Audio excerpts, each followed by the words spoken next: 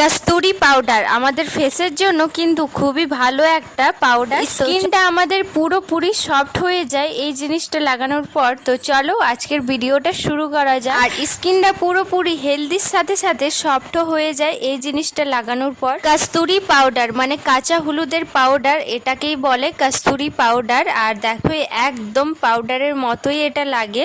আর এটা কেমন ভাবে বানাতে হবে চলো ডিটেলটা দেখা যাক। প্রথমেই আমি নিয়েছি কস্তুরি মিশো, ফ্লিপকার্ট বা মিন্ত্রাতে সব জায়গায় এটা কিন্তু পাওয়া যাবে। প্রথমেই কস্তুরি পাউডারটা ওটা হাফ চামচের মতো নিয়েছি। এবার ওটা মিক্স করার জন্য গোলাপ জল দেব। একটা পাতলা বেটার বানানোর জন্য যতটা লাগবে গোলাপ জল ততটা আমি দিয়ে ভালোভাবে এটা মিশিয়ে নেব। ফেসে লাগানোর জন্য প্যাকটা একদম তৈরি হয়ে গেল। এবার এটার মধ্যে আর কিছু পড়বে না, এইভাবেই সিম্পল ভাবে এটা প্যাকটা বানিয়ে নাও আর ফেসে অ্যাপ্লাই করে তারপর নিজে অটোমেটিক আপনারা বুঝতে পারবেন যে আমাদের স্কিনটা কোথা থেকে কোথা চলে এলো। তো এইভাবে কিন্তু এটা অ্যাপ্লাই করে নিতে হবে।